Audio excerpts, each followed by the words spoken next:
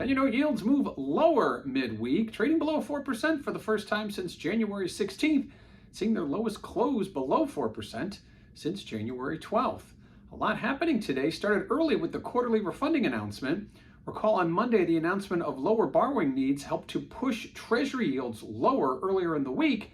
However, when we look at the details of today's quarterly refunding announcement, we notice that the decline is more in the bill sector, not so much in the longer end, and we've actually seen an increase in borrowing in the longer end of the Treasury curve. Didn't have that much of an effect initially today as, again, yields were lower.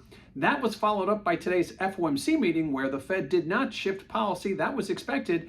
However, the Fed did announce, or at least Mr. Powell talked about in his press conference, that it was unlikely that they would be cutting rates in March.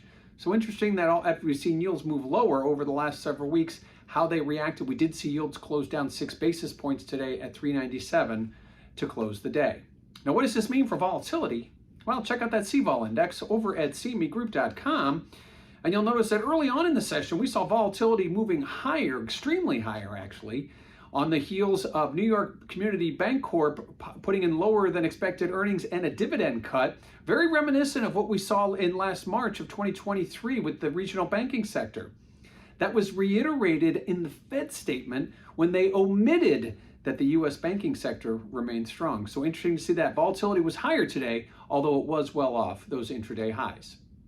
Lastly, let's talk about what we have tomorrow. It is Thursday, which means to get our in-the-moment look at the job market via the claims numbers.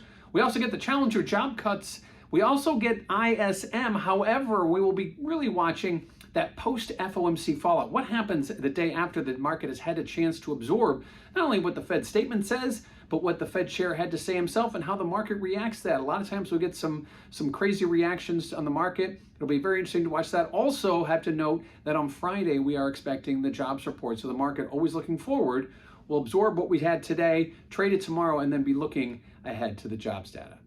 So midweek, 10-year note yields continue lower, below 4% for the first time in a couple weeks, ahead of tomorrow's Challenger job cuts, claims, ISM, and that post-FOMC fallout.